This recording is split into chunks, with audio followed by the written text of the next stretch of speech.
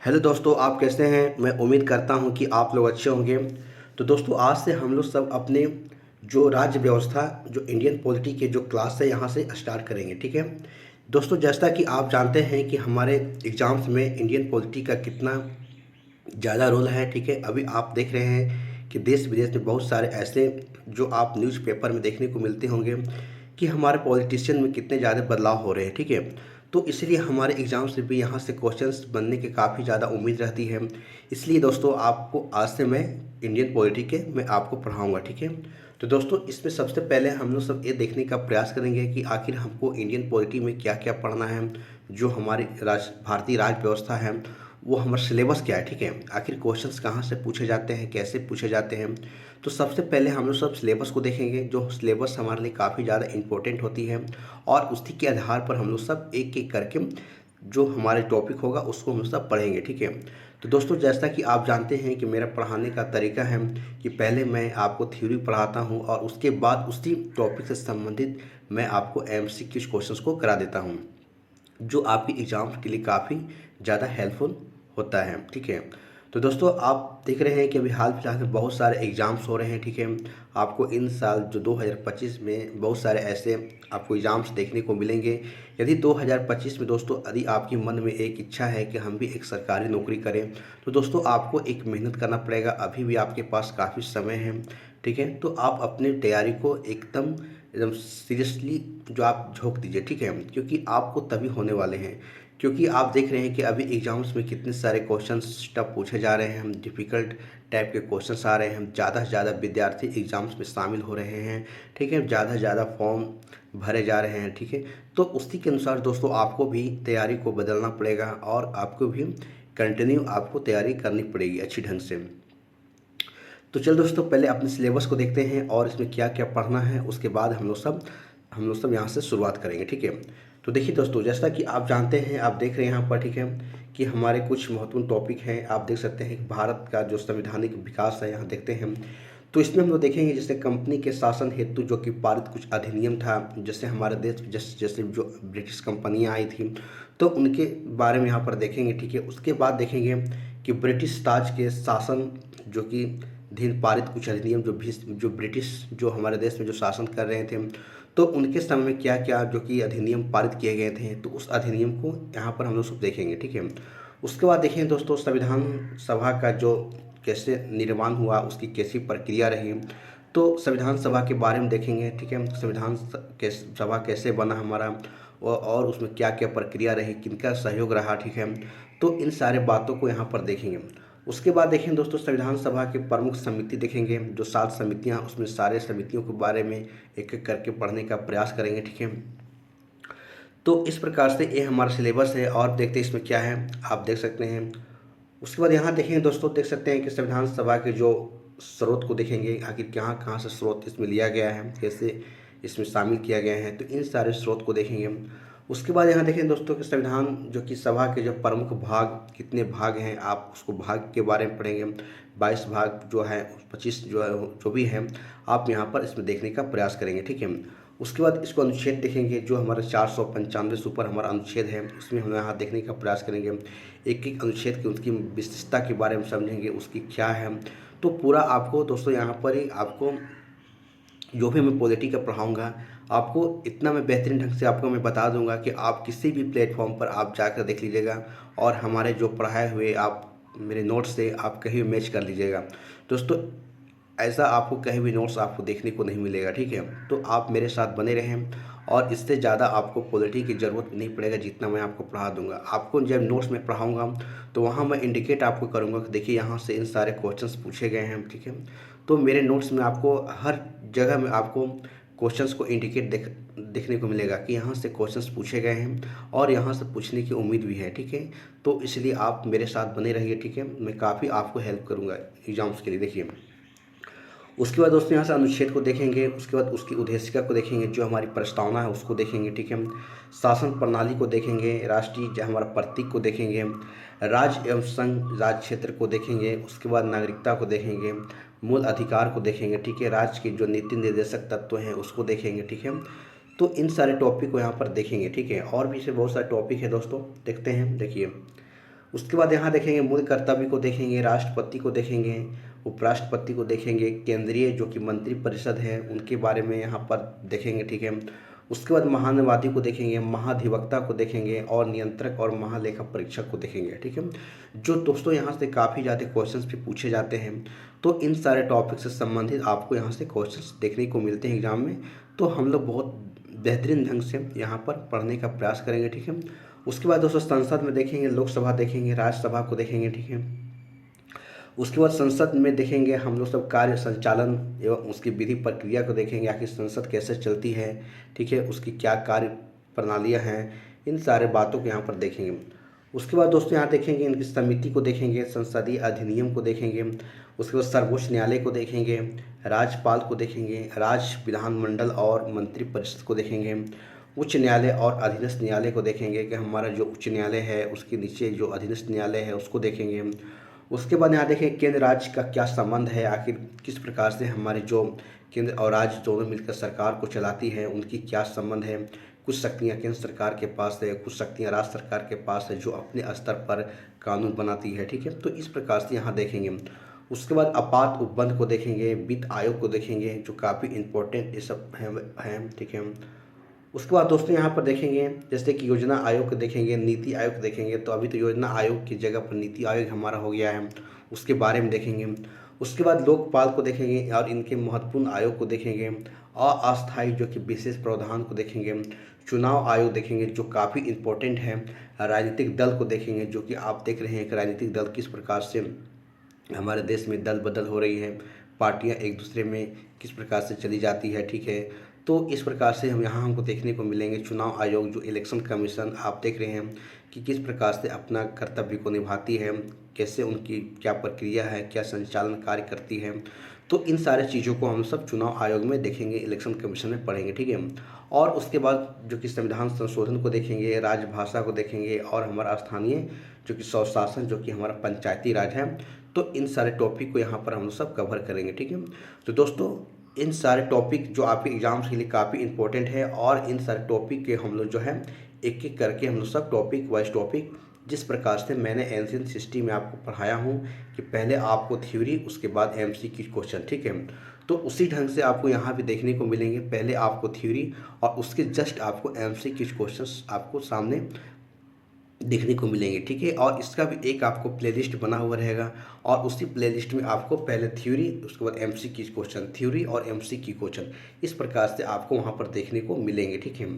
तो बस यही हमारा सिलेबस है दोस्तों और इसी सिलेबस के आधार पर हम लोग अपने जो पॉलिटी की क्लास है उसको हम सब स्टार्ट करेंगे और उसको एक एक करके पढ़ने का प्रयास करेंगे, ठीक है।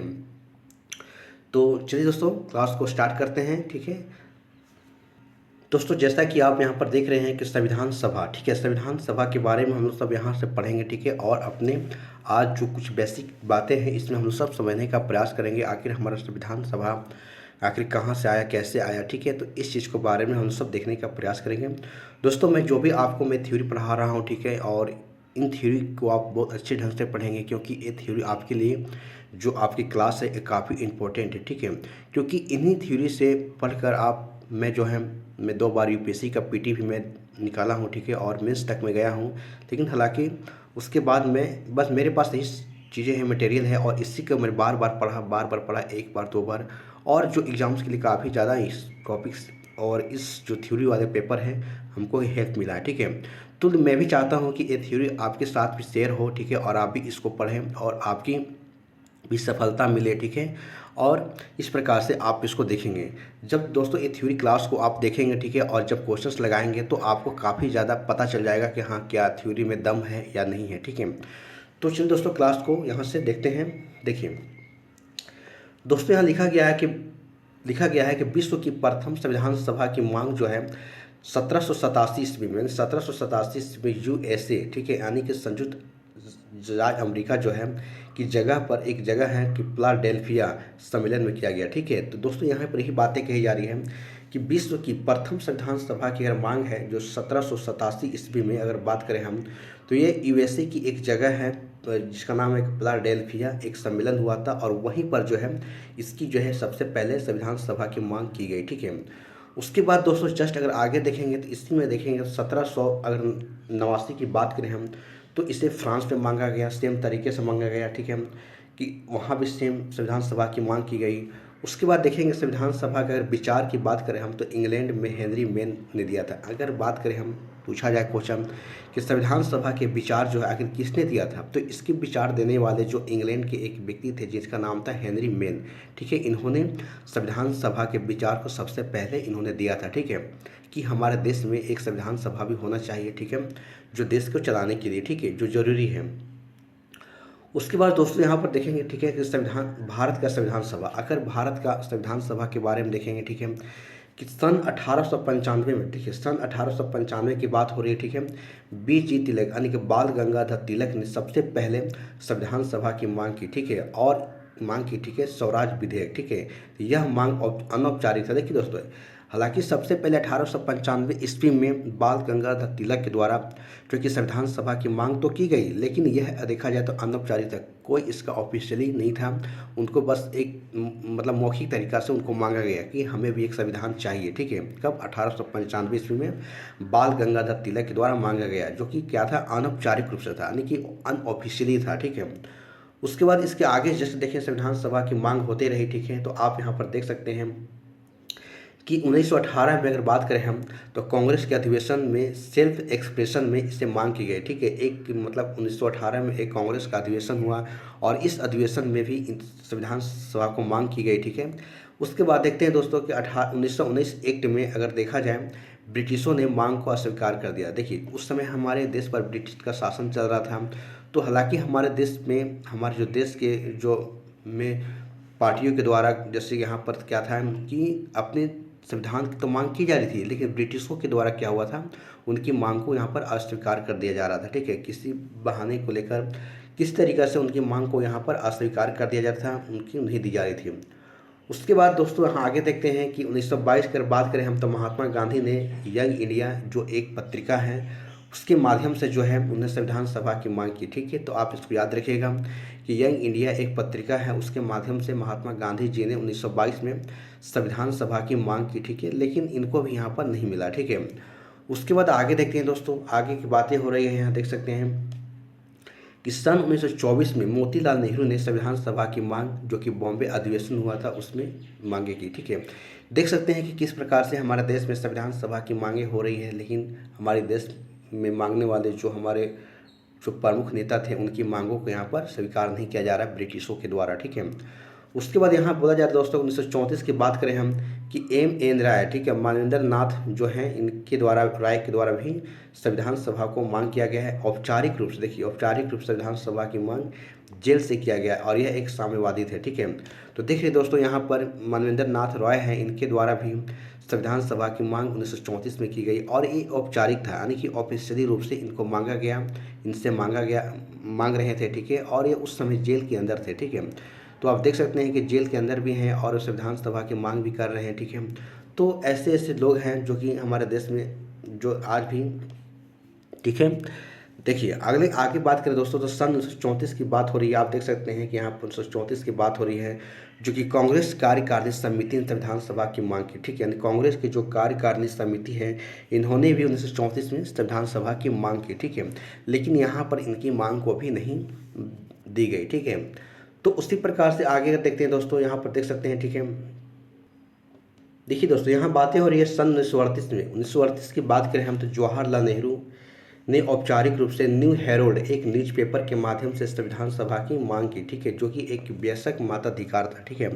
तो आप देख सकते हैं कि सन 1938 की बात हो रही है कि जवाहरलाल नेहरू के द्वारा जो औपचारिक रूप से, यानी कि ऑफिशियली रूप से भी एक न्यू हेरोल्ड एक पत्रिका है, ठीक है, और इसी पत्रिका के माध्यम से जो है संविधान सभा की मांग की जा रही है, ठीक है। तो नेहरू के द्वारा भी यहाँ पर संविधान सभा की मांग की गई, ठीक है। उसके बाद दोस्तों यहाँ पर देख सकते हैं कि इस समय क्या होता है कि 8 अगस्त 1940 की बात हो रही है, ठीक है, कि यहाँ पर क्या होता है कि भारत की संविधान सभा को सेकेंड वर्ल्ड वार के बाद निर्माण कर दिया जाएगा। देखिए दोस्तों यहाँ पर बातें हो रही हैं 8 अगस्त 1940 की। यहाँ पर क्या होता है कि ब्रिटेन में यहाँ पर एक इलेक्शन होता है, चुनाव होता है, और उसी समय सेकेंड वर्ल्ड वार भी हो रहा है, ठीक है। तो उनमें उनको एक आश्वासन दिया गया, क्योंकि यहाँ पर भारतीयों के द्वारा अपनी जो संविधान सभा की मांगें लगातार की जा रही थी। तो यहाँ पर जो है इनके द्वारा जो है ब्रिटिशों के द्वारा, जो ब्रिटिश है जो कि हमारे देश पर जो उसमें शासन कर रहे थे, तो उनको के द्वारा जो है भारतीय को कहा गया, ठीक है, कि आपको जो है उस समय क्या था कि 1940 से आपको पता है कि 44 के बीच तक जो शासन जो समय रहा उसमें सेकेंड वर्ल्ड वार का समय रहा। तो उनको कहा गया ठीक है सेकेंड वर्ल्ड वार के बाद जो है आपको संविधान सभा आपको निर्माण कर दिया जाएगा, उनको आश्वासन दिया गया, ठीक है। लेकिन आप देख सकते हैं, ठीक है, आश्वासन यहाँ पर दिया जाता है, ठीक है। उसके बाद यहाँ पर आगे देखते हैं दोस्तों, यहीं पर क्या होता है, देखिए कि यहीं पर क्या होता है कि क्रिप्स प्रस्ताव जो कि हमारा 22 मार्च 1942 को भारत आया, ठीक है। अगर बात करें यहाँ पर तो एक क्रिप्स प्रस्ताव को लेकर जो भारत में भेजा गया, ठीक है, 22 मार्च 1942 को भेजा गया, ठीक है। और उसके बाद यही देखा जाए दोस्तों, ठीक है, तो भेजा गया, ठीक है। उसके बाद यहीं आगे देखते हैं उसमें क्या है, ठीक है। देखिए दोस्तों, उसके बाद है कि यहीं पर क्या होता है 1945 में क्या होता है कि ब्रिटेन में चुनाव होने लगा, ठीक है। तो आप देख सकते हैं कि ब्रिटेन में 1945 में चुनाव होने लगा, तो इनको आश्वासन दिया गया कि भाई ठीक है, चुनाव ब्रिटेन में होने के बाद जो है आपको जो है मतलब कि संविधान आपको दे दिया जाएगा और अलग से निर्माण कर दिया जाएगा। तो भारतीयों को ऐसा आश्वासन दिया गया। तो देख सकते हैं दोस्तों, यहाँ पर ब्रिटेन में 2 पार्टी का चुनाव हो रहा है, ठीक है। एक पार्टी आपको कंजर्वेटिव पार्टी है जो कि इसके पीएम विंस्टन चर्चिल थे, ठीक है। और इस पार्टी की सरकार पहले से ऑलरेडी चल रही थी, ठीक है। देखिए यहीं पर जो कि विंस्टन चर्चिल है पीएम है और कंजर्वेटिव पार्टी है, और यही पार्टी जो है पहले से यहाँ पर शासन कर रही थी और इनकी सरकार चल रही थी, ठीक है। और दूसरा पार्टी एक लेबर पार्टी था जो कि क्लेमेंट एटली की पार्टी थी, और इस चुनाव में पार्टी की जीत हो जाती है। देखिए यहाँ 2 पार्टी का चुनाव होता है ब्रिटेन में, ठीक है, 1945 में, ठीक है। एक कंजर्वेटिव पार्टी और इससे बिलोंग करते थे विंस्टन चर्चिल, ठीक है, और जिनकी सरकार पहले से चल रही थी। उसी प्रकार इनके अपोजिट पार्टी थी लेबर पार्टी, जिनकी पीएम क्लेमेंट एटली बने, जो कि चुनाव यहाँ पर क्या होते हैं जीत जाते हैं, ठीक है। क्लेमेंट एटली जो चुनाव जीत जाते हैं, जो कि भारत के सपोर्ट में थे, ठीक है। उसके बाद यहाँ देखते हैं दोस्तों, आप जब चुनाव जीत जाते हैं तो उसके बाद जो है क्लेमेंट एटली के द्वारा ही जो है कैबिनेट मिशन को भारत में 24 मार्च 46 को क्लेमेंट एटली द्वारा भेजा गया। देख सकते हैं आप कि जब ब्रिटेन में जब क्लेमेंट एटली की सरकार बन जाती है और जो लेबर पार्टी से बिलोंग करते हैं, तो भारत में एक कैबिनेट मिशन को भेजा गया, ठीक है, कि आप जाइए वहाँ देखिए, ठीक है। और उस प्रकार से जो है वहाँ पर आप जो है वहाँ पर संविधान सभा के निर्माण करने के लिए कुछ हम पहले आप देख कर आइए, ठीक है। तो ऐसा उनको भेजा गया, ठीक है। अगर इनमें देखा जाए तो इनके कैबिनेट मिशन के जो 3 सदस्य थे, आप देख सकते हैं, आप इसको याद रखिएगा पास के नाम से, ठीक है। पी का मतलब होता है पैथिक, जो लॉरेंस थे जो भारत के एक मंत्री थे, ठीक है।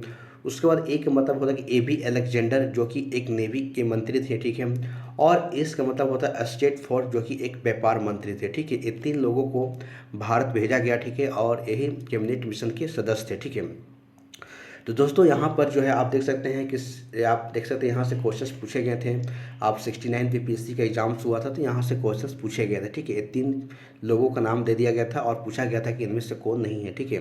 तो देख सकते हैं दोस्तों, इस प्रकार से आपको जहाँ भी आपको VVI लिखा हुआ है तो समझिए कि यहाँ से आपको एग्जाम्स में क्वेश्चन डायरेक्ट पूछे गए हैं, तो काफ़ी आपको हेल्प मिलेगा, ठीक है। तो ठीक है, चलिए तो यहाँ देखते हैं दोस्तों, कैबिनेट मिशन के 3 सदस्यों का आप नाम याद रखिएगा, पैथिक लॉरेंस, एवी अलेक्जेंडर और स्टेट फोर्ड्स, ठीक है।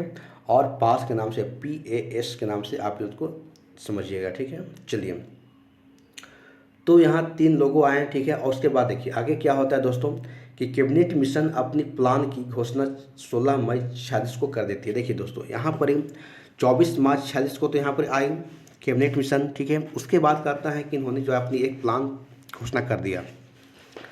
प्लान क्या था उनका, एक उद्देश्य था, ठीक है, कि संविधान सभा के निर्माण करना और अंतरिम सरकार के गठन करना। देखिए दोस्तों क्या होता है कि जब संविधान सभा और अंतरिम सरकार क्या होता है, अंतरिम सरकार कहने के मतलब होता है सरकार को कुछ दिन के लिए रन करना, चलाना, ठीक है। उसके बाद क्या होता है उसको जब पूर्ण रूप से विस्तारित नहीं होता है, ठीक है, तो कुछ दिन के लिए उसकी जो है धीरे धीरे मतलब चलाने के लिए काम को शुरुआत करने के लिए एक अंतरिम सरकार को यहाँ पर गठन कर दिया गया, ठीक है। तो इनका 2 उद्देश्य था, संविधान सभा के निर्माण करना पूर्ण रूप से और एक था अंतरिम सरकार के गठन करना, ठीक है, जो आप यहाँ पर देख रहे हैं, ठीक है। चलिए तो उसको आगे हम देखते हैं, ठीक है, आगे क्या बातें हो रही हैं इसमें, ठीक है।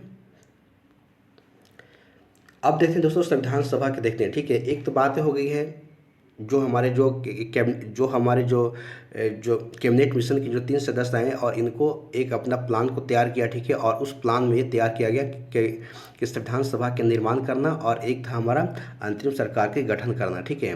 तो अब यहाँ देखते हैं संविधान सभा, ठीक है। आखिर संविधान सभा की कैसे प्लान रेडी हुआ, तैयार हुआ, तो उन चीज़ के बारे में देखेंगे, ठीक है। और कितने कैसे बटा, ठीक है। तो आप देख सकते हैं, देखिए यहाँ संविधान सभा देखिए दोस्तों, इस प्रांत में देखिए ब्रिटिश प्रांत था और राजा राजवाड़ों का शासन था और कमिश्नरी था। अगर देखा जाए तो इस समय भारत में 3 ऐसे जो शासन है, आप देख सकते हैं, ब्रिटिशों के द्वारा भी किया जा रहा है, राजा राजवाड़ों के द्वारा भी किया जा रहा है और कमिश्नरी के द्वारा भी किया जा रहा है, ठीक है। तो इस प्रकार से आप यहाँ पर देख सकते हैं, ठीक है।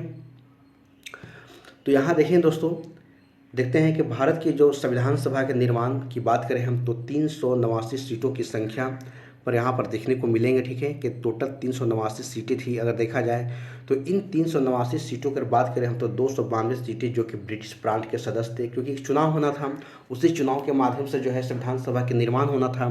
तो आप देख सकते हैं कि 389 सीटों में से 292 जो सीट हैं जो कि ब्रिटिश के प्रांत के सदस्य, जहाँ पर ब्रिटिश का शासन हो रहा था जिस प्रांत में, वहाँ से उनका चुनाव होना था, ठीक है। उसकी बात करें चार की बात करें तो कमिश्नरी है। कमिश्नरी की बात करें हम, तो इसमें आप देख सकते हैं कि अजमेर था, बलूचिस्तान था और सीख कुर्ग था और दिल्ली था, ठीक है।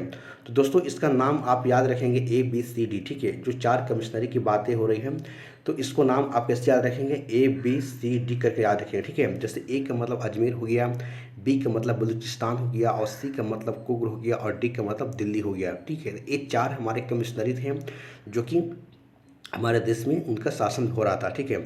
उसी प्रकार यहाँ देखे जाए दोस्तों तो 93 अगर 93 बात करें हम, तो राजा राजवाड़ थे जो हाँ जो कि वो भी अपने तरीक़ा से जगह जगह पर अपना शासन कर रहे थे, सरकार चला रहे थे, ठीक है। तो इस प्रकार से 389 सीटों को जो बांटा गया, ठीक है। उसी प्रकार देखा जाए जब चुनाव हुआ दोस्तों, तो यहाँ बताया गया कि 10 लाख जनसंख्या पर एक सीट का चुनाव तय हुआ, यानी कि जब चुनाव की शुरुआत होती है तो यहाँ पर 10 लाख की जनसंख्या पर क्या होता है, एक सीट, यानी कि एक वहाँ पर उम्मीदवार को खड़ा किया गया, ठीक है। आप यहाँ पर देख सकते हैं, ठीक है। 10 लाख जनसंख्या पर एक उम्मीदवार, यानी कि एक सीट का, ठीक है, ठीक है। तो इस प्रकार से 389 सीटों को यहाँ पर बांटा गया। उसके बाद आगे देखते हैं दोस्तों, आगे क्या होता है, देखिए उसके बाद यहाँ देख सकते हैं कि 389 सीटों की संख्या की बात करें हम, तो आप देख सकते हैं कि 200 जो हमारा 92 + 4 यानी कि 296 जो हमारा कहाँ निर्वाचित होकर आए, यानी कि जो हमारा ब्रिटिश प्रांत था और 4 कमिश्नरी क्षेत्र थी, ठीक है। तो 292 + 4 यानी कि 296 जो सदस्य थे उनको क्या निर्वाचित होकर आया। जिस क्षेत्र में अपना वो शासन कर रहे थे वहाँ चुनाव होता है और चुनाव होने के बाद जो है वहाँ से उनको निर्वाचित करके लाया जाता है। और बाकी जो हमारा 93 जो 93 जो हमारा एक अथी थी, क्या बोलते हैं इसको, कमिश्नर सॉरी राजा राजवाड़ों का जो क्षेत्र था, जहाँ प्रांत था, तो वहाँ से इनको मनोनीत कर लिया गया। मनोनीत करने के बाद डायरेक्टली उनको चुन लिया गया, ठीक है। वहाँ पर कोई इलेक्शन नहीं हुआ, डायरेक्ट उनको क्या होता है, चुन लिया गया और चुन कर वहाँ से उनको लाया गया, ठीक है। आप देख सकते हैं। उसके बाद दोस्तों यहाँ देखेंगे, ठीक है, कि वहाँ देख सकते हैं, ठीक है, कि संविधान सभा के चुनाव जो कि अप्रत्यक्ष रूप से किया गया है, जिसमें प्रांतीय विधानसभा की बात करें हम तो 1500 जो कि 85 सदस्यों में से संविधान सभा के 296 सदस्यों को निर्वाचित, सही बात है, वही बात देख सकते हैं कि टोटल अगर बात करें हम तो 1585 सदस्य इसमें शामिल हुए। और इस 1585 सदस्यों, आपको पता है कि जब इलेक्शन होता है तो बहुत सारे उम्मीदवार उसमें खड़े होते हैं, ठीक है। लेकिन क्या सभी उम्मीदवार उसमें क्या जीत जाते हैं, नहीं। तो वही कह रहा है कि 1585 जो सदस्य थे उनमें से 296 सदस्यों का निर्वाचित हुआ, चुनाव हुआ, चुनकर आए, ठीक है। जो 296 में क्या थे, तो 292 हमारे जो ब्रिटिश प्रांत से थे और 4 हमारे कमिश्नरी थे, उनमें से इनको चुन लिया गया, ठीक है। तो दोस्तों इस प्रकार से आप देख रहे हैं कैसे चुनाव होता है, ठीक है, और किस प्रकार से चुनाव की प्रक्रिया हो रही है, ठीक है। तो और इसी प्रक्रिया के माध्यम से आगे और भी प्रक्रिया चलते रहेगी और हमारा बाद में एक संविधान सभा का निर्माण हो जाएगा, ठीक है। तो आगे देखते रहिए, ठीक है। चलिए, यदि दोस्तों हमारा वीडियो आपको अगर इंटरेस्ट लग रहा होगा, अच्छा लग रहा होगा, तो आप इसको लाइक शेयर आप जरूर कीजिएगा, ठीक है। और अपने दोस्तों के साथ इस लिंक को शेयर कीजिए, ठीक है। इसी प्रकार से हमारे वीडियो में आप चैनल पर बने रहें, ठीक है। देखिए दोस्तों, आगे बात हो रही है संविधान सभा की, ठीक है। आप देख सकते हैं कि यहाँ संविधान सभा के बारे में हम सब जो है, देखिए दोस्तों यहाँ पर संविधान सभा के बारे में देखेंगे दोस्तों, ठीक है। आप देख सकते हैं, ठीक है। तो चलिए यहाँ देखेंगे दोस्तों। देखिए दोस्तों, अगर हम बात करें हम जो 200 जो हमारा जो चुनाव का जो आए थे 296 सदस्य देखे थे, तो उनमें अगर बात करें हम, ठीक है, तो सामान्य जाति से जो जनरल जाति से 213 सदस्य थे, आप देख सकते हैं। उसके बाद मुस्लिम जाति से हमारा 79 सदस्य थे, ठीक है, और सिख समुदाय से हमारा 4 सदस्य थे, ठीक है। तो इस प्रकार से देखेंगे कि 296 सदस्य थे जो निर्वाचित होकर आए थे, और उनमें से सामान्य जाति के 213 थे, मुस्लिम जाति के 79 थे, और सिख जाति के 4 सदस्य थे जो कि निर्वाचित होकर आए थे, ठीक है। अगर महिला सदस्यों की कुल संख्या बात करें हम, तो एससी जो कि शेड्यूल कास्ट से 26 थी, और शेड्यूल ट्राइब्स कितनी थी, 33 थी, जो कि यहाँ पर चुनकर आई थी, ठीक है। तो दोस्तों उसके बाद आगे देखेंगे, ठीक है, आप देख सकते हैं कि संविधान सभा में बिहार से एकमात्र महिला जो कि सोनी नायडू, जो कि सामान्य जाति से चुनकर आई थी, ठीक है। तो आप इनके नाम को याद रखिएगा, ठीक है। और उसके बाद सर्वाधिक महिलाओं की संख्या बात करें तो उत्तर प्रदेश से थे, ठीक है। तो आप इन मुख्य बातों को आप याद रखेंगे, ठीक है। जो बातें हो रही है कि संविधान सभा बिहार से अगर एकमात्र महिला कौन थी, सरोजिनी नायडू थी, जो कि सामान्य जाति से थी, ठीक है। उसके बाद अगर सर्वाधिक महिला की बात करें जो चुनाव में जो चुन कर आई थी, निर्वाचित होकर आई थी, उत्तर प्रदेश से सबसे अधिक थी, ठीक है। तो इस बात को आप जो है और याद रखिएगा, ठीक है। चल दोस्तों, उसके बाद यहाँ देखेंगे 389 सदस्यों की बात करें हम, टोटल अगर देखा जाए तो 296, और 93 की बात करें हम तो 389 जो सदस्य थे, इनमें से आपको पता हुआ मैं बता दिया कि 296 यानी कि 292 प्लस 4 जो कि निर्वाचित हुए, और 93 जो कि हमारे जो राजवाड़ों का जो क्षेत्र था वहाँ से इनको मनोनीत कर लिया गया, ठीक है। उसके बाद दोस्तों देखते हैं कि संविधान सभा के चुनाव तो हमने करा दिया, चुनाव तो हो गया, चुनाव में फाइनल हो गया कि कौन सा किस सदस्य के लोग कितने चुनाव में जीत कर आए। अब होती दोस्तों यहाँ पर सीटों की संख्या, ठीक है, कि आखिर टोटल तो हमने देख लिया कि 296 और 93 ये सारे तो मैं देख लिया कि 399 के पूरा डाटा का हमने देख लिया, ठीक है, किस जाति से थी और किस समुदाय से उनका बिलोंग कर रहे हैं, ठीक है। इन सारे चीज़ों को देख लिया। अब देखते हैं इसमें कि कौन उम्मीदवार किसने जो कि किस पार्टी से सर चुन कर आई थी। देखिए दोस्तों यहाँ पर बातें हो रही कांग्रेस पार्टी की। अगर कांग्रेस पार्टी की बात करें तो यहाँ से 208 सीटें जीत कर आई थी, ठीक है, आप देख सकते हैं। मुस्लिम जो कि 73 यानी कि 73 सीटें यहाँ जीती। उसके बाद निर्दलीय की बात करें जिनको टिकट नहीं मिला था वो डायरेक्ट यहाँ खड़े हो गए थे चुनाव में, ठीक है, तो उनको जो है 8 सीटें मिली, और अन्य जो दल थे, ठीक है, अदर पार्टियाँ थी, उनको 7 सीटें यहाँ पर मिली थी। तो इस प्रकार से दोस्तों आज भी इस चुनाव की आप प्रक्रिया आप देख सकते हैं, आप पूरा आपको देखने को मिलता होगा वर्तमान में भी कि सारे पार्टियों को अलग अलग आप देख सकते हैं, ठीक है, कि निर्दलीय से इतने लोग खड़े हुए हैं, अन्य पार्टी को इतना वोट मिला, कांग्रेस को इतना मिला, ठीक है, आप देख सकते हैं। तमाम इस चीज़ों को आज भी हम लोग सब देखते हैं। चल दोस्तों तो आगे देखते हैं। अगर अन्य दल की बात करें हम, देखिए अन्य दल तो हमारे 7 हैं, और 7 में बात करें, ठीक है, तो एक था यूनियनिस्ट पार्टी जिसको 1 सीट मिला था। उसके बाद कृषक कृषा पार्टी उसको भी 1 सीट मिला। उसके बाद मुस्लिम पार्टी को भी 1 सीट मिला। अनुसूचित पार्टी जो कि हमारे 1 सीट मिला, ठीक है, और उसके बाद शेड्यूल कास्ट फेडरेशन जो पार्टी 1 सीट मिला, जो कि उसके बाद सिख पार्टी को भी हमारा कितना 1 सीट मिला, ठीक है। तो इस प्रकार से हमने देखा। और एक पार्टी है जिसका नाम था साम्यवादी पार्टी, इनको भी 1 सीट यहाँ पर मिलता है, ठीक है। तो इस प्रकार से हमने सीटों को देख लिया, ठीक है। तो दोस्तों इस प्रकार से हमने सीटों को देख लिया कि किस पार्टी को कितना कितना सीट मिला, ठीक है। तो आप देखें कि कांग्रेस की बात करें हम तो 208 सीटें मिली थी, मुस्लिम लीग की 73 सीटें, और उसी प्रकार से निर्दलियों को 8 सीटें, और सभी अन्य दल को 7 सीटें मिली थी, ठीक है। तो इसी प्रकार से 389 सदस्यों के यहाँ पर आपने देखा कि किस प्रकार से इनको कितना कितना सीट यहाँ पर मिलता है। देखिए दोस्तों आगे बातें हो रही है संविधान सभा में एक साम्यवादी नेता की बात करें हमारा तो सोमनाथ लाहिड़ी थे, ठीक है।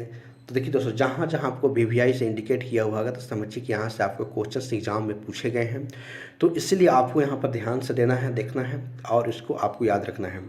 तो देख सकते हैं कि यहाँ क्वेश्चन है क्या, एक थ्योरी है, बताया जा रहा है कि संविधान सभा में जब हमारे संविधान सभा के निर्माण हो रहा था तो उस समय एक साम्यवादी नेता थे जिनका नाम था सोमनाथ लाहिड़ी, ठीक है, इनका आप याद रखिए नाम।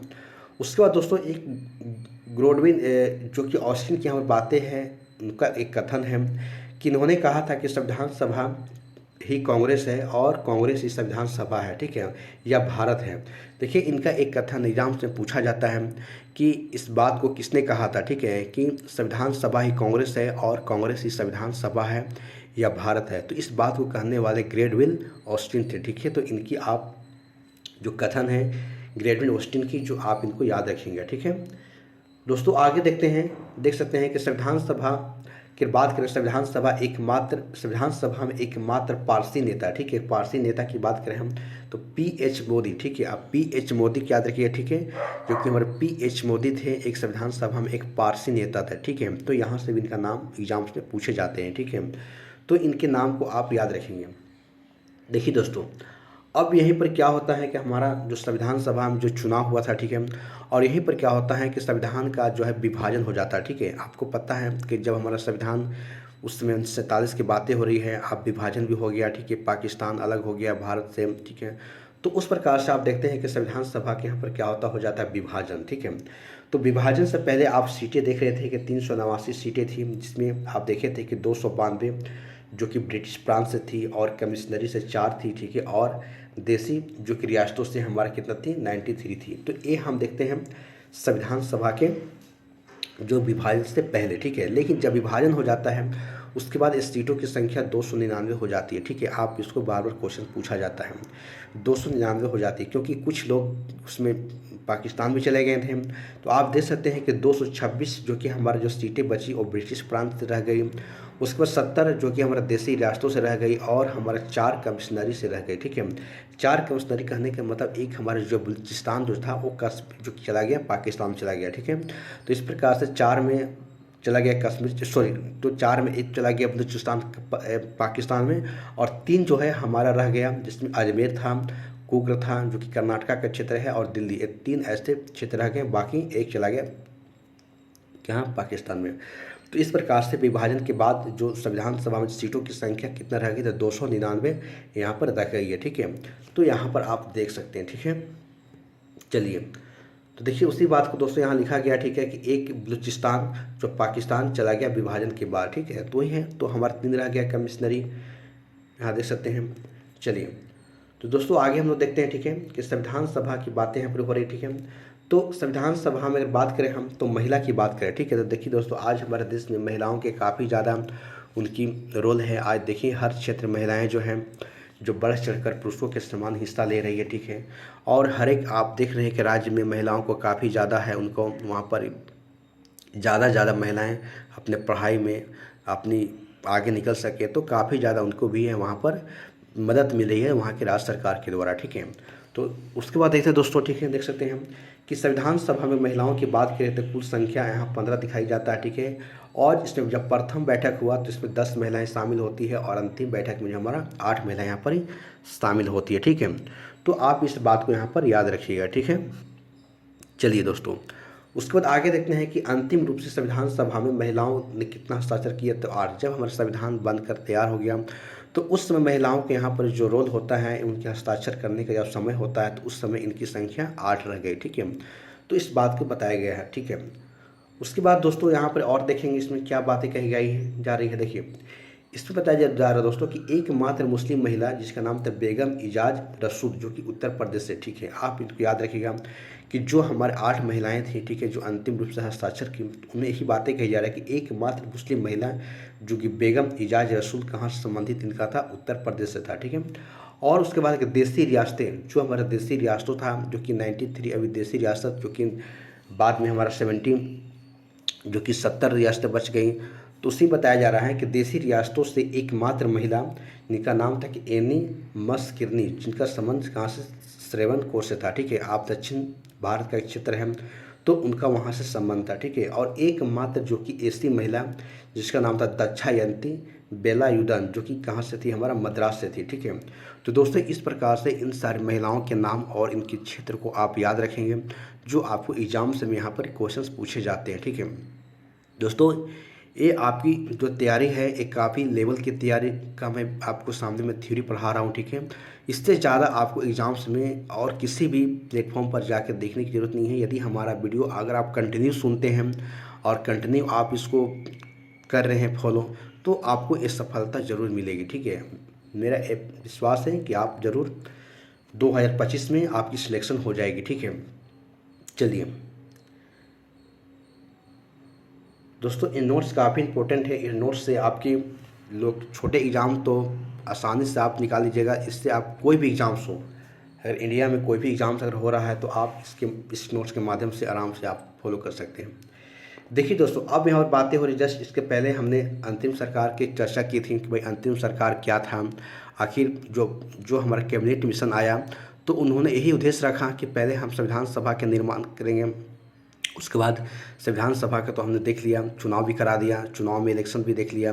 इलेक्शन में बहुत सारे हमने देखा कि किस किस पार्टी से कौन कौन सा आया, कितने सीटें में चुनाव हुआ, तो उस सारे चीज़ों को देख लिया। अब यहाँ पर बात है अंतरिम सरकार का, ठीक है। तो चुनाव तो हो गया, अब अंतरिम सरकार था। भाई जब चुनाव हो गया तो अब भाई अंतरिम सरकार आना जरूरी है, क्योंकि हमारा क्या है, देश को चलाना भी है। तो देखिए उसीलिए हमारा अंतरिम सरकार का यहाँ पर गठन किया जाता है, ठीक है। तो इसकी गठन की बात करें हम तो 2 अक्टूबर, आप देख सकते हैं कि 2 सितंबर 1946 को इसका गठन होता है। और इसका अध्यक्ष कौन था, तो वायसराय, जो कि हमारा माउंट कौन था, हमारा बेवेल इसका अध्यक्ष बना। और उपाध्यक्ष की बात करें हम तो जवाहरलाल नेहरू इसके उपाध्यक्ष बने, ठीक है। तो आप देख सकते हैं कि अंतिम सरकार की कार्यकारी जो कि परिषद के उपसभापति कौन थे, तो हमारा देख सकते हैं कि जवाहरलाल नेहरू थे, ठीक है। तो इस बात को यहाँ पर देख सकते हैं, ठीक है, कि अंतरिम सरकार की गठन 2 सितंबर 1946 को होता है। और इसके अध्यक्ष की बात करें हम तो वायसराय माउंट बेवेल है, और उपाध्यक्ष की बात करें हम तो जवाहरलाल नेहरू हैं, ठीक है। तो वही बताया जा रहा है दोस्तों कि अंतिम सरकार में कार्यवाहक परिषद के उपसभापति की बात करें हम तो जवाहरलाल नेहरू थे, ठीक है।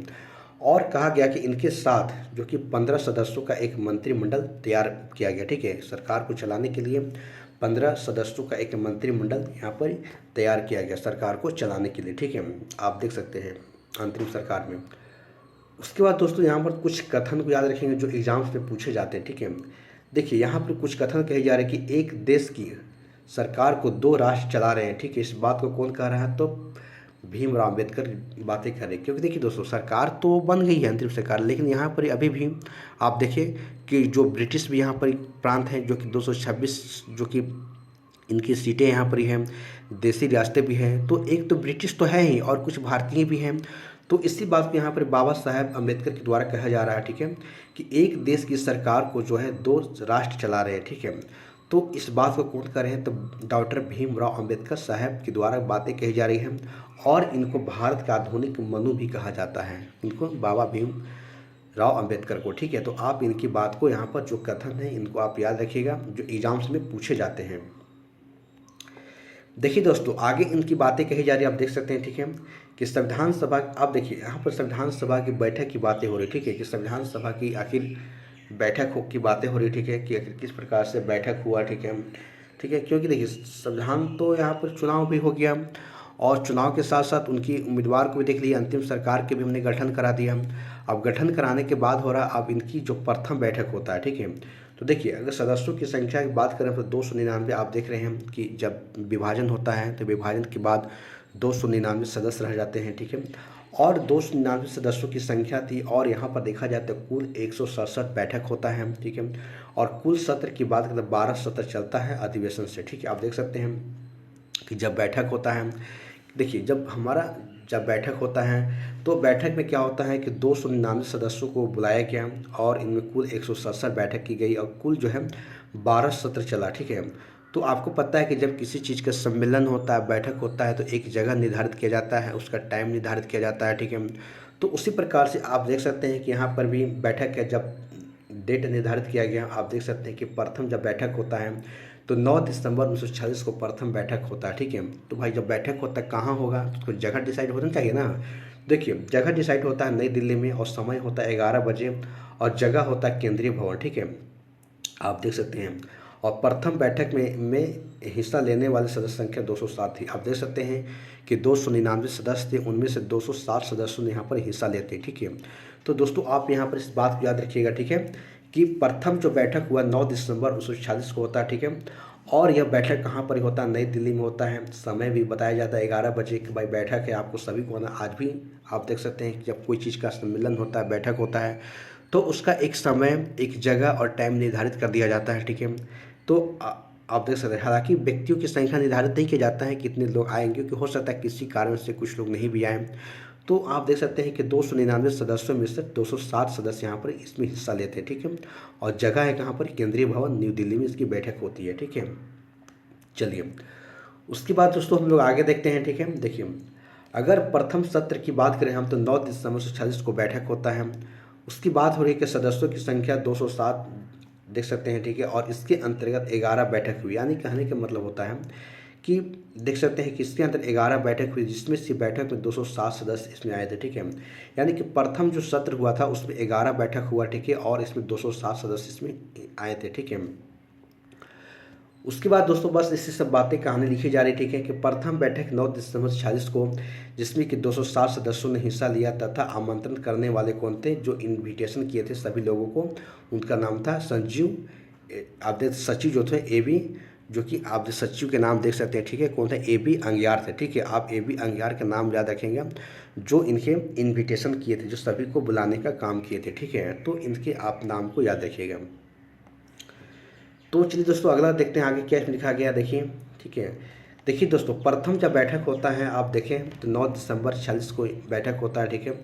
तो आप यहाँ देखेंगे इनके जो अस्थाई जो अध्यक्ष बनाए गए यहाँ पर ही, जो सच्चिदानंद सिन्हा को बनाया गया, ठीक है, क्योंकि ये ओल्डेस्ट मेंबर थे और इस मामले में काफ़ी ज़्यादा वो सीनियर भी थे, तो इसीलिए जो है इन्हें जो है अस्थाई अध्यक्ष, अस्थाई नहीं बल्कि अस्थाई जो अध्यक्ष इनको बनाया गया, ठीक है, किसको, सच्चिदानंद सिन्हा जी को, ठीक है, जो कि ओल्डेस्ट मेंबर थे, काफ़ी ये पुराने थे, ठीक है, सीनियर भी थे। तो इन्हीं को जो है प्रथम बैठक जब होता है तो इनको जो है अस्थाई अध्यक्ष बनाया गया। उसके बाद आप देख सकते हैं दोस्तों कि प्रथम बैठक को शोक बैठक भी कहते हैं, क्योंकि इसी दिन एक व्यक्ति की देहांत हो जाती है, उसका नाम है कि प्रसन्ना रायकू, ठीक है, जो बंगाल से बिलोंग करते थे और इनका क्या होता है, मृत्यु हो जाता है, ठीक है। यानी कि प्रथम बैठक जब होता है तो उसी दरमियान क्या होता है, एक जो हमारा एक व्यक्ति की मृत्यु हो जाती है जिनका नाम है प्रसन्न रेकुट के, ठीक है, जो कि बंगाल से बिलोंग करते थे, ठीक है। उसके बाद दोस्तों यहाँ देख सकते हैं कि प्रथम बैठक में एक उपाध्यक्ष को मनोनीत होकर लाया गया जिसका नाम था फ्रैंक एंथोनी, जो कि एंगल भारतीय था। एंगल भारतीय मतलब जो कि एक विदेशी व्यक्ति थे, ठीक है, और इनको जो है यहाँ पर लाया गया, ठीक है। अभी तो वर्तमान में इस चीज़ को हटा दिया गया है, अभी कोई भी एंगल भारतीय यहाँ पर नहीं है मोदी जी की सरकार में, ठीक है।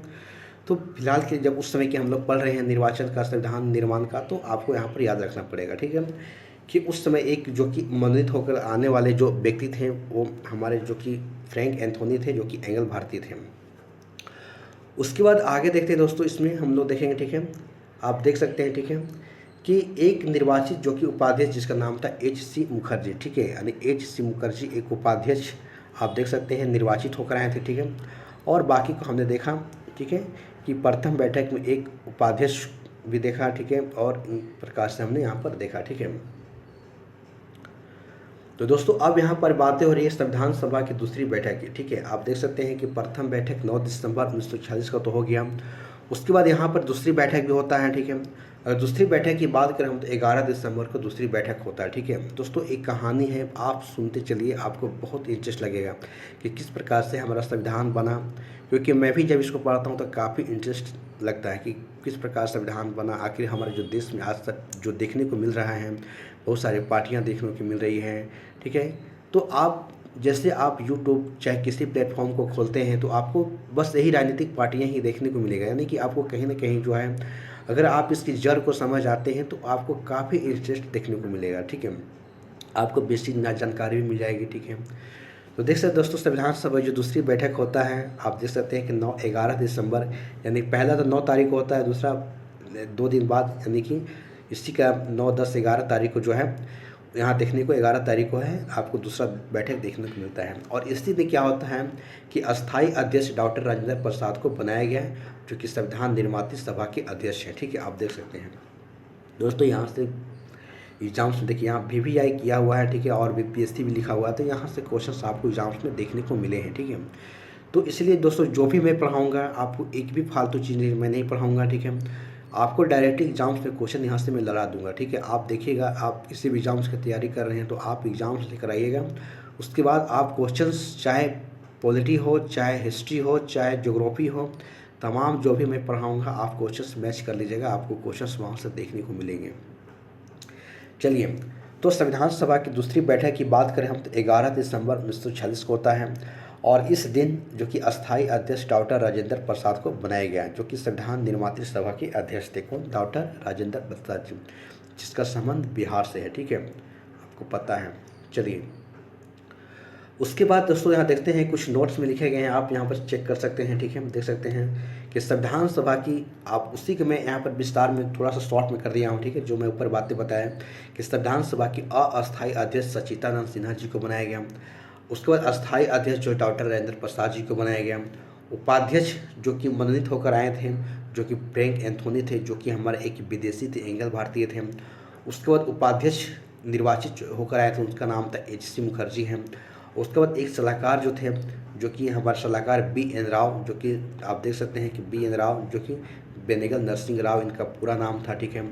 तो दोस्तों इस प्रकार से आप जो है यहाँ पर देख सकते हैं, ठीक है, कि किस प्रकार से हमने ऊपर जो संविधान सभा की, जो कि यहाँ पर देख सकते हैं बैठक की बात हो रही, प्रथम बैठक, द्वितीय बैठक हमने बताने का प्रयास किया और इनके सदस्यों को बताने का प्रयास किया कि कौन अस्थायी सदस्य बनाए गए और अस्थायी सदस्य बनाए गए, उपाध्यक्ष को बनाए गए। तो इन सारे बातों को हमने ऊपर में देख लिया, ठीक है, जो काफ़ी ज़्यादा हमारे एग्जाम्स के लिए महत्वपूर्ण है, ठीक है।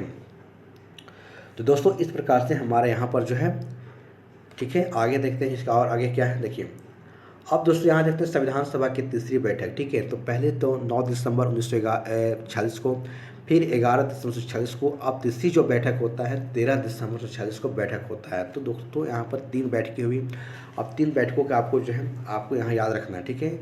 और देखिए तीसरा जो बैठक होता था, इसका उद्देश्य था प्रस्ताव, सॉरी, इससे हम लोग उद्देश्य का प्रस्ताव भी कहते हैं, ठीक है। यानी कि संविधान सभा की जो तीसरी बैठक होती है तो इससे हम लोग उद्देश्य प्रस्ताव भी कहते हैं, ठीक है। इसमें कुल बात करें हम तो 8 बिंदु थे, ठीक है, आप देख सकते हैं। और इसे जवाहरलाल नेहरू के द्वारा इसे पेश किया गया, ठीक है, और इसे स्वीकार किया गया, ठीक है, संविधान सभा में 22 जनवरी 1947 को, जिसको स्वीकार किया गया, ठीक है। आप देख सकते हैं कि जो हमारा तीसरी बैठक होता है 13 दिसंबर 1946 को, इसे उद्देश्य प्रस्ताव भी करते हैं और इसमें टोटल 8 बिंदु थे और इसे जवाहरलाल नेहरू के द्वारा इसे पेश किया गया। लेकिन इसे जो है, जो कि 22 जनवरी 1947 को जो है कि संविधान सभा में इसको क्या किया गया, स्वीकार किया गया, ठीक है। तो आप इस चीज़ को यहाँ पर बातें याद रखिएगा, ठीक है, जो आपके लिए काफ़ी ज़्यादा इम्पोर्टेंट है, ठीक है। तो चलिए यहाँ पर बातें हो रही है संविधान सभा की समिति का, ठीक है। तो आपको मैं बताया भी, ठीक है, कि किस प्रकार से आपके संविधान सभा का निर्माण हो रहा है, चुनाव हो रहा है, बैठक हो रहा है, ठीक है, और बैठक में कैसे उनके जो कि सदस्य को चुनाव हो जो कि बनाए जा रहे हैं, ठीक है। तो इसी प्रकार से हमने 3 बैठक को देखा, ठीक है, और भी बातें को देखा हमने, ठीक है। तो यहाँ पर देखेंगे संविधान सभा की समिति, ठीक है, क्योंकि समिति सबसे बहुत जरूरी होती है, क्योंकि समिति क्या करती है कि मान लीजिए कोई समिति बनाएगा तो उनको अलग अलग समिति को अलग अलग कार्य दिए जाते हैं कि आप इस कार्य को, आप इस चीज़ से जो कि उनकी जो कार्य है आप कीजिए और उसे जो है संबंध में बातें को इकट्ठा कीजिए, ठीक है। तो इस प्रकार से यहाँ पर समिति बनाया गया, ठीक है। तो आप देख सकते हैं कि इसमें सबसे महत्वपूर्ण समिति की बात करें हम तो एक प्रारूप समिति, जिसको ड्राफ्टिंग कमेटी कहा जाता है। तो आप देख सकते हैं कि आज भी अगर किसी चीज़ को अगर आज भी कार्य किया जाता है तो सबसे पहले हम लोग सब ड्राफ्ट बनाते हैं, भैया हमको क्या क्या चाहिए, पहले आप ड्राफ्ट कर लो, उसके बाद फाइनल डिसीजन में आप उसको ड्राफ्ट को जो है फ्रेश करके आप जब फेयर कॉपी आप निकाल सकते हैं, वही कही जा रही है, ठीक है। तो देख सकते हैं कि संविधान सभा की समिति की बात की सबसे महत्वपूर्ण समिति हमारे इसमें प्रारूप समिति था, ठीक है। और इस संविधान सभा की समिति का जो गठन की बात करें हम तो 29 अगस्त 1947 को जो इसकी जो गठन किया गया, ठीक है। और इसके अध्यक्ष किससे बनाया गया, तो B.R. अम्बेडकर, यानी कि डॉक्टर बाबा साहेब जो अम्बेडकर को यहाँ पर जो है इनकी अध्यक्ष बनाया गया। तो दोस्तों इस बातों को आप याद रखिएगा कि संविधान सभा की जो समिति बनाया गया था और उस समिति में सबसे अगर महत्वपूर्ण समिति की बात करें हम तो प्रारूप समिति थी, जिसकी गठन जो है 29 अगस्त 1947 को किया गया, ठीक है। और इसके अध्यक्ष डॉक्टर B.R. अम्बेडकर साहब को बनाया गया, ठीक है। तो इस बात को आप यहाँ पर याद रखिएगा, ठीक है, ठीक है। कि प्रारूप समिति में कुल सदस्यों की संख्या कितना था, 7, यानी कि 7 समिति को आप देख सकते हैं, 7 समिति को देख सकते हैं, ठीक है। और इनमें देखते हैं सबसे प्रथम की बात करें हम तो इनके प्रथम अगर बात करें हम तो इनकी अध्यक्ष प्रारूप समिति के जो अध्यक्ष हैं आप देख सकते हैं कि B.R. अम्बेडकर हैं, ठीक है। उनके बाद देखें तो N जो कि गोपाल स्वामी अयंगर हैं, उसके बाद अलादी कृष्ण स्वामी अयंगर हैं, ठीक है।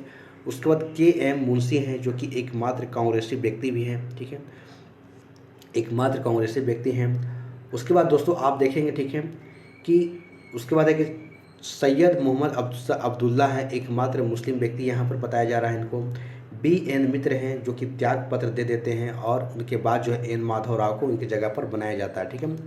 उसके बाद दोस्तों यहाँ देखेंगे कि डॉक्टर जो कि D.P. खेतान जो इनकी मृत्यु हो जाती है और इनकी जगह पर T.T. कृष्ण मिचारी को बनाया जाता है। ठीक है, तो दोस्तों इस प्रकार से हमने 7 जो कि समिति है और सातों समिति के नाम को देखा। आप इनका नाम को याद कर लीजिएगा, जो आपके एग्ज़ाम्स में यहाँ से क्वेश्चंस बार बार पूछे जाते हैं। ठीक है, आप किसी भी एग्ज़ाम्स में आप तैयारी कर रहे हैं, आप प्रैक्टिस कीजिएगा तो यहाँ से क्वेश्चंस आपको देखने को मिलेंगे। ठीक है, तो दोस्तों एक बार और 7 समिति को हम बता देते हैं, जैसे कि इनकी प्रारूप समिति के जो आप देख सकते हैं। ठीक है, 7 सदस्य थे और इनके 7 सदस्यों की बात करें हम तो इनके अध्यक्ष तो पहले तो एक प्रारूप समिति था जिसमें कि इनके अध्यक्ष की बात की डॉक्टर B.R. अम्बेडकर साहब थे। उनके बाद N. गोपाल स्वामी अयंगर का नाम आता है। उसके बाद अलादीन कृष्ण स्वामी अय्यर का नाम आता है। उसके बाद K.M. मुंशी का नाम आता है, जो एकमात्र हमारा कांग्रेसी व्यक्ति थे। उसके बाद सैयद मोहम्मद सादुल्ला का नाम आता है, जो कि एकमात्र जो कि मुस्लिम व्यक्ति थे। B.N. मित्र का नाम आता है, जिन्होंने त्याग पत्र दे दिया था और इनके जगह पर N. माधव राव को बनाया गया था। ठीक है, उसके बाद D.P. खेतान के नाम आता है, जो कि इनकी मृत्यु हो गई है और इनकी जगह पर क्या होता है T.T. कृष्ण मिचारी को इनका सदस्य बनाया जाता है। ठीक है, तो इस प्रकार से हमने 7 सदस्यों के नाम को देख लिया, जो एग्जाम्स के लिए काफ़ी ज़्यादा महत्वपूर्ण है। देखिए दोस्तों, अगला बात करें, इसी में लिखा गया। ठीक है, कि प्रारूप समिति का पूरा नाम, अगर पूरा नाम की बात करें हम तो प्रारूप संविधान समीक्षा समिति था। ठीक है, आप देख सकते हैं इसका पूरा नाम था प्रारूप संविधान समीक्षा समिति की बातें हो रही हैं।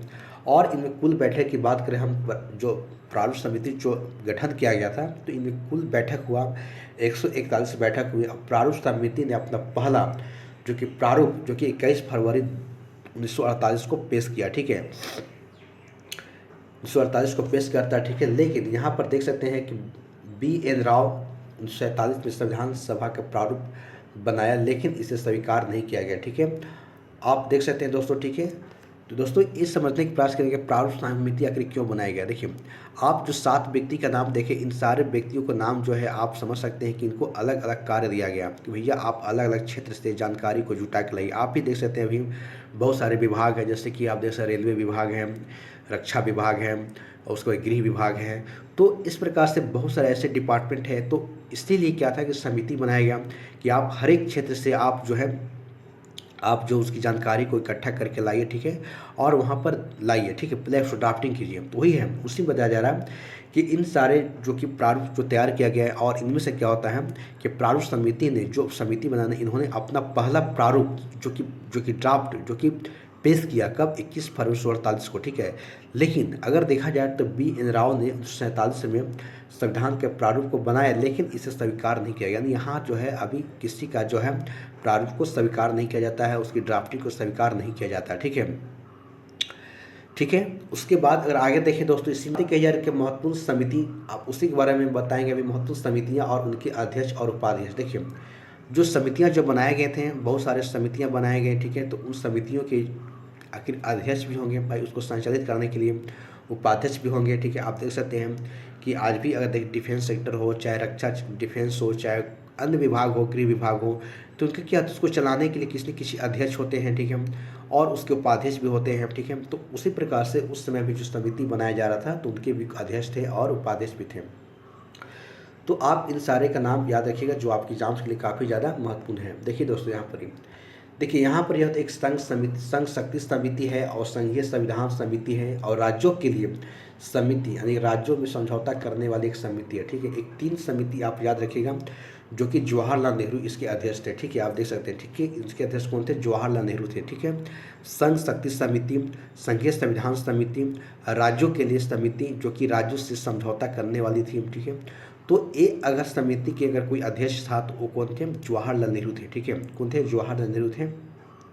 तो आप इनका नाम को याद रखिएगा, एग्जाम्स में काफ़ी पूछे जाते हैं, संघ शक्ति समिति और संघीय संविधान समिति के बारे में। ठीक है, तो आप इस चीज़ को यहाँ पर याद रखिएगा। चलिए दूसरे समिति को देखते हैं। देखिए, उसके बाद दोस्तों यहाँ देख सकते हैं कि प्रांतीय अधिकार समिति, अल्पसंख्यक समिति और मूल अधिकार समिति। ठीक है, ये 3 समिति आप याद रखिएगा, जो कि सरदार वल्लभ भाई पटेल इनके अध्यक्ष थे। ठीक है, कौन? तो प्रांतीय अधिकार समिति, अल्पसंख्यक समिति और मूल अधिकार समिति। ठीक है, तो इनके जो अध्यक्ष थे कौन थे? सरदार वल्लभ भाई पटेल थे। ठीक है, तो आप इस चीज़ को यहाँ पर याद रखिएगा। चलिए, तो आगे देखते हैं इसमें और। देखिए, उसके बाद है कि मूल अधिकार समिति, अगर मूल अधिकार एक उप समिति है, ठीक है, मूल अधिकार उप समिति की बात करें हम तो जेपी कृपलानी इसके जो अध्यक्ष हैं। उसके बाद अल्पसंख्यक एक उप समिति भी है, ठीक है, और इसके एच सी मुखर्जी इसके जो है अध्यक्ष हैं। उसके बाद दोस्तों आगे देखेंगे, आप देख सकते हैं, ठीक है, कि प्रक्रिया नियम समिति है, एक संचालन समिति है, और राष्ट्र ध्वज झंडा झंडा झंडा समिति है, और तदर्थ समिति है, ठीक है। ये 4 समिति को आप नाम याद रखिएगा। डॉक्टर राजेंद्र प्रसाद इसके अध्यक्ष है, ठीक है। प्रक्रिया नियम समिति, संचालन समिति, राष्ट्र ध्वज समिति और तदर्थ समिति, झंडा समिति, ठीक है। इसके अध्यक्ष की बात करें हम तो डॉक्टर राजेंद्र प्रसाद जी थे, ठीक है। तो इस प्रकार से आप जो है यहाँ पर इनके नाम याद रखिएगा दोस्तों। उसके बाद देखते हैं कि कार्य संचालन समिति है जो कि जी.बी. मौलंकर इसके अध्यक्ष हैं, ठीक है, कार्य संचालन समिति का। उसके बाद एक सदन समिति है जो कि पट्टाभी सीतारमैया इसके अध्यक्ष हैं, ठीक है दोस्तों। यहाँ से बहुत सारे क्वेश्चन एग्जाम्स में पूछे गए हैं, इसलिए मैं आपको यहाँ से बता रहा हूँ, ठीक है। उसके बाद दोस्तों यहाँ देख सकते हैं, ठीक है, कि संविधान सभा के अध्यक्ष सदस्यों में से वरिष्ठ सदस्य का चुना जाने की प्रेरणा फ्रांस देश की संविधान से ली गई। आप देख सकते हैं कि संविधान सभा में जो अध्यक्ष सदस्यों में से वरिष्ठ सदस्यों को चुने जाने की प्रेरणा जो है कहाँ से, तब फ्रांस के संविधान से ली गई है, और भारतीय संविधान को संवैधानिक सभा द्वारा अपनाया गया, ठीक है। आप देख सकते हैं कि भारतीय जो संविधान है उसको संवैधानिक सभा द्वारा इसको अपनाया गया, ठीक है। तो दोस्तों इस प्रकार से हमने जो कि संविधान सभा की प्रथम बैठक, द्वितीय बैठक, तृतीय बैठक को देखा, और उसके बाद संविधान सभा की समिति को देखा, ठीक है। संविधान समिति को देखा, किस प्रकार से संविधान सभा समिति हुई, उसकी बैठक को देखा, ठीक है। उसकी संविधान सभा के निर्वाचन को देखा, किस प्रकार से निर्वाचन हुआ, किस किस क्षेत्र से कितने निर्वाचित होकर जो सदस्य आए, ठीक है।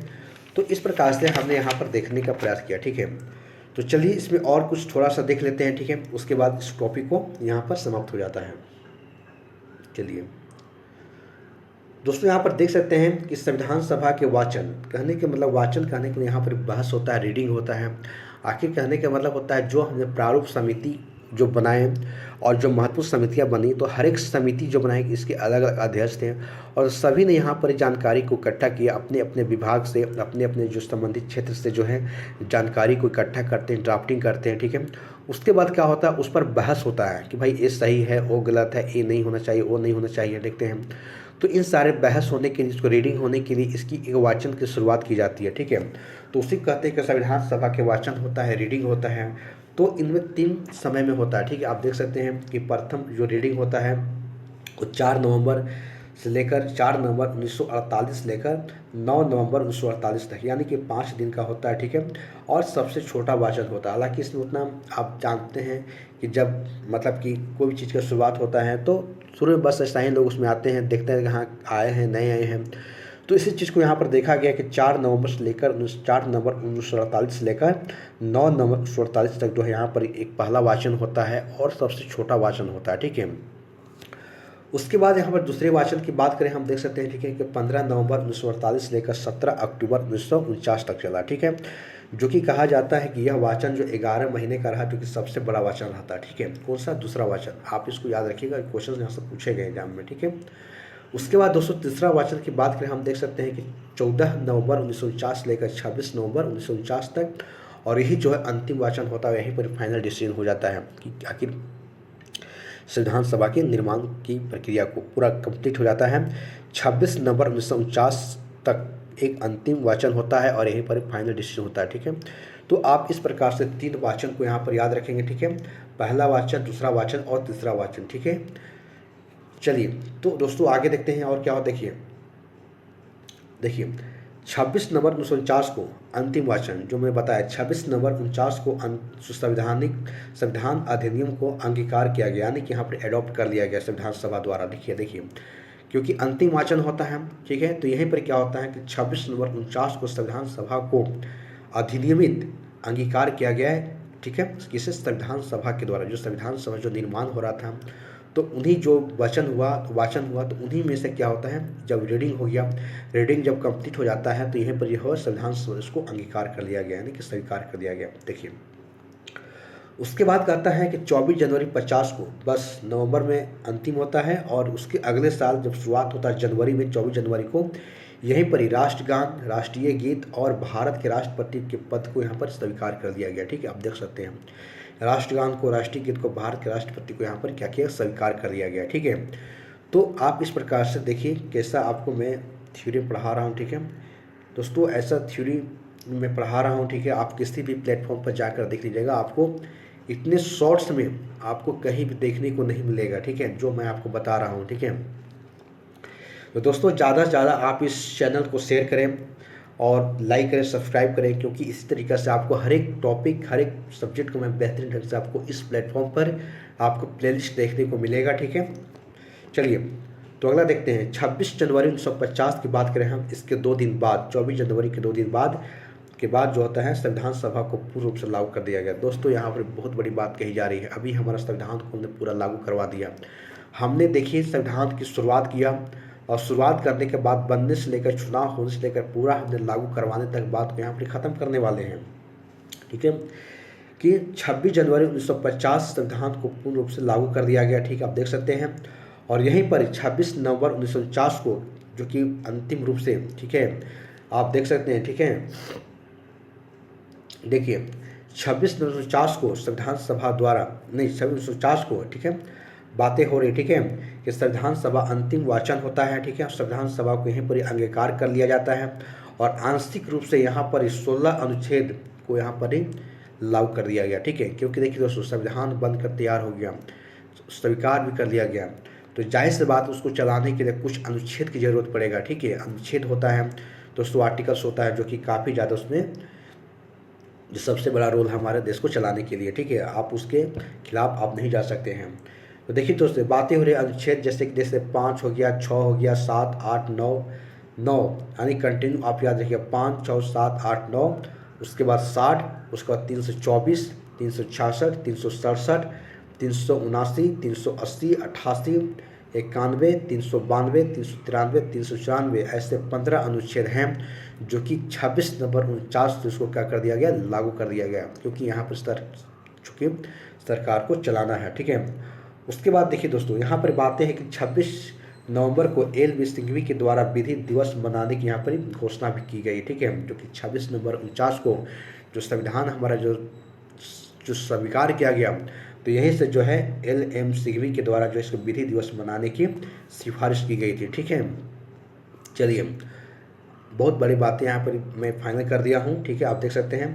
आइए उसके बाद यहाँ देखें दोस्तों, देख सकते हैं। ठीक है, कि 26 जो कि जनवरी 1950 को, ठीक है, 26 जनवरी 1950 की बातें हो रही है। ठीक है, पूर्ण रूप से संविधान यहाँ पर बनकर रेडी हो गया, तैयार हो गया। ठीक है, और इसमें देखा जाए अंतिम रूप से 284 सदस्यों में ने कितना 299 में से यहाँ पर हस्ताक्षर कर देता, फाइनल हो गया। यानी कि 299 टोटल सदस्य मैंने बताया था कि आपको, कि जब हमारे देश का विभाजन होता है 299 सदस्य बचे थे, और उन्हीं 299 सदस्यों में से अंतिम फाइनल रूप से 294 सदस्यों ने यहाँ पर ही हस्ताक्षर किया। ठीक है, तो यहाँ आप देख सकते हैं। उसके बाद यहाँ देखेंगे दोस्तों, ठीक है, कि संविधान सभा की अंतिम बैठक की बात करें हम, संविधान सभा की अंतिम बैठक के बाद देखा जाता है। ठीक है, 26 जनवरी 1950 को वही चीज़ बातें हैं फिर कही जा रही जो पहले बताया, राष्ट्रगान, राष्ट्रीय गीत, राष्ट्रपति के पद को स्वीकार कर लिया गया। ठीक है, जो मैंने पहले बताया आपको। ठीक है, उसके बाद देखा जाए दोस्तों, राष्ट्रीय ध्वज को, जो कि 22 जुलाई 1947 को ही स्वीकार किया गया था। ठीक है, 1947 में स्वीकार कर दिया गया था,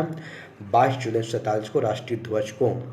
ठीक है दोस्तों, इतना सारे बातें आपको यहाँ पर देखने को मिला। ठीक है, आइए और कुछ इंपॉर्टेंट बातें यहाँ पर देख लेते हैं क्या कि संविधान। ठीक है, देखिए तो यहाँ देख सकते दोस्तों कि संविधान सभा के बनने में लगा समय कितना था, बार एग्जाम से पूछे जाते हैं कि 2 वर्ष 11 महीना 18 दिन का समय लगा। ठीक है, यानी कि 9 दिसंबर 1946 से लेकर आप देख सकते प्रथम बैठक से लेकर 26 नवंबर 49 तक, जब तक संविधान सभा बनकर अंतिम वाचन तक का समय बात करें हम, तो 2 वर्ष 11 महीना 18 दिन का समय लगा। ठीक है, तो दोस्तों इस बात को आप यहाँ पर याद रखिएगा। ठीक है, चलिए उसमें और कुछ बातें कही जा, देख सकते हैं कि 9 दिसंबर यानी कि प्रथम बैठक से लेकर 26 जनवरी 50 तक संविधान लागू जिस दिन हुआ, उस दिन तक अगर बात करें समय पूछा जाएगा तो आप लगाइएगा 3 वर्ष 1 माह 16 दिन लगा। ठीक है, प्रथम बैठक से लेकर संविधान लागू होने तक। तो दोस्तों यहाँ पर 2 प्रकार की बातें मैंने बताया, एक तो बता दिया कि 9 दिसंबर 46 लेकर जब संविधान जब अंतिम वाचन हुआ उस दिन तक जो समय लगा उसका, और एक में बताया कि प्रथम बैठक से लेकर संविधान लागू होने के दिन तक 2 बातें मैंने यहाँ पर कही। इस चीज़ को आप यहाँ पर याद रखिएगा, ठीक है। चलिए तो अगला बातें यहाँ देखने के प्रयास करेंगे आगे इसमें क्या है। उसके बाद दोस्तों यहाँ देखेंगे संविधान सभा में अगर पैसा की बात करें हम, संविधान सभा में पैसा की बात करें हम तो 63,96,729 रुपया लगा, यानी कि अगर बात करें हम तो 64 लाख लगभग रुपया जो है उसमें खर्च हुआ था, ठीक है। विश्व का सबसे बड़ा संविधान बनकर तैयार हो गया भारत का, ठीक है। तो इस बात को भी आप यहाँ याद रखिएगा, ठीक है, कि संविधान सभा में बनने में कितना पैसा खर्च होता है तो 63,96,729 रुपये, यानी कि 64 लाख रुपया खर्च होता है, जो कि विश्व का सबसे बड़ा संविधान बनकर तैयार हुआ। दोस्तों मैं जितना आपको बेहतरीन ढंग से मैं थ्योरी पढ़ा रहा हूँ, आप किसी प्लेटफॉर्म पर आप जाकर देख लीजिएगा, ऐसा आपको थ्योरी कहीं भी आपको देखने को नहीं मिला। बहुत शॉर्ट्स में मैं बेहतरीन ढंग से आपको पढ़ाने का प्रयास किया जो आपको एग्ज़ाम्स के लिए ज़रूरी है, ठीक है। इसमें आलतू फालतू बातें एक भी नहीं मैं इसमें डाला हूँ, ठीक है। आगे देखिए, संविधान सभा की अगर मूल प्रति की बात करें हम तो 2 तरीके से बनाया गया, ठीक है। एक तो इंग्लिश में बनाया गया था और एक हमारा हिंदी में बनाया गया था, ठीक है। तो आप इस बात को याद रखिए। देखिए दोस्तों आगे लिखा गया संविधान को हाथ से लिखा गया, ठीक है, और इसे लिखा गया था प्रेम बिहारी नारायण राय ज़्यादा के द्वारा, ठीक है, जो कि बिहार के मधुबनी के रहने वाले थे, ठीक है। दोस्तों ये भी यहाँ से एग्जाम से क्वेश्चन पूछे जाते हैं कि संविधान को हाथ से लिखा गया था किसके द्वारा, तो प्रेम बिहारी नारायण राय ज़्यादा जो है इनके द्वारा लिखा गया थे, और यह बिहार के मधुबनी के रहने वाले थे और यह शांति निकेतन से पढ़ाई किए थे, और इनको 6 महीना में इन्होंने लिखा। टोटल 251 पेजों का हमारा संविधान इन्होंने लिख दिया, ठीक है। आप देख सकते हैं कि 251 पेजों के इन्होंने संविधान को लिख दिया, ठीक है, 6 महीना में, ठीक है। अगर इसकी बात करें हम, इस पुस्तक की अगर हम देखें तो वेट की बात करें हम तो 3 किलो 75 ग्राम इस जो संविधान का जो लिखा गया पुस्तक है उसका वजन है। शब्द की बात करें हम तो 1,17,369 शब्दों की यहाँ पर इसमें भी लिखा गया, ठीक है। तो दोस्तों क्या बातें कही जा रही है आप देख सकते हैं, कितना मैं बेहतरीन ढंग से मैं पढ़ा रहा हूँ, ठीक है, कि इसको किसने लिखा, कितने पेजों में लिखा, इस संविधान सभा के जो वजन बुक्स हैं, किताब है, इसका वजन कितना है, कितना शब्द इस्तेमाल किया गया, कौन लिखा। दोस्तों मैं आपको निचोड़ कर मैं अब बता रहा हूँ, ठीक है, इससे ज़्यादा आपको ज़रूरत भी नहीं है। मुझे तो खुशी हो रही है कि मैं इतने सारे आखिर एक में कैसे बता रहा हूँ, ठीक है। देखिए दोस्तों आगे देखते हैं कि नंदलाल बोस की बात करें, आप देख सकते हैं कि नंदलाल बोस हैं, इन्होंने सजावट कार्य किया, संविधान सभा की सजावट किया, ठीक है, और इन्होंने शांति निकेतन से पढ़ाई की। देखिए बातें ही कही जा रही हैं कि संविधान सभा को लिखने का तो काम हमारे प्रेम बिहारी जी किए थे, लेकिन वो लिखने का काम किया, लेकिन अगर उस पुस्तक को सजाने की बात करें, उसके बॉर्डर लाइन को, चाहे और जो पुस्तक की सजावट की जो बातें हो रही हैं, चाहे लाइन हो चाहे बॉर्डर लाइन, उसको सजाने के काम जो किए नंदलाल बोस जी किए, ठीक है। तो देख सकते हैं ये भी शांति निकेतन से ही पढ़ाई किए थे, ठीक है। तो दोस्तों इन सारे बातों को आपको याद रखना है, ठीक है। एक कहानी की तरह आप अपने दिमाग में छाप लीजिए, जो आपके लिए काफ़ी ज़्यादा इम्पोर्टेंट है, ठीक है। तो दोस्तों यहाँ पर जो है हमारा आप देख सकते हैं इस टॉपिक को हमने संविधान सभा कि किस तरीक़े से बनकर रेडी हुआ, कैसे संविधान सभा का चुनाव हुआ, कितने इसमें किन की जगहों से कैसे लोग चुनकर आए, ठीक है, कैसे समितियाँ बनी और कैसे समितियाँ बनी, समितियों के बारे में बताने का प्रयास किया, इनकी बैठक को बताया, ठीक है, और इसकी संविधान सभा के लागू कैसे किया गया, कब अपनाया गया, लागू किया गया, तो कितना समय लगा बनने में। दोस्तों मैंने इस वीडियो में आपको कंप्लीट संविधान सभा के निर्माण को मैंने आपको बता दिया, कंप्लीट संविधान सभा का निर्माण एक ही वीडियो में आपको करा दिया, ठीक है। आप यहाँ देख सकते हैं, ठीक है, कि संविधान सभा के जो निर्माण है तो कैसे हुआ, मैंने इसको एक ही वीडियो में आपको बताने का प्रयास कर दिया, ठीक है। ठीक है, तो दोस्तों बस आज के लिए इतना ही काफ़ी है, और इससे संबंधित आप इसको आप बार बार पढ़िएगा, 1 बार 2 बार 3 4 बार पढ़िए। उसके बाद इससे संबंधित आपको मैं MCQ क्वेश्चंस को लेकर आऊँगा अगले वीडियो में, जो आपके लिए एग्जाम्स के लिए काफ़ी ज़्यादा हेल्पफुल होगा, ठीक है। तो चलिए तब तक इस वीडियो को आप बार बार देखिए, और अगर इस चैनल पर पहली बार आए हैं, आप देख रहे हैं, तो इसे लाइक शेयर और सब्सक्राइब करना ना भूलिएगा। तब तक के लिए जय हिंद, जय भारत।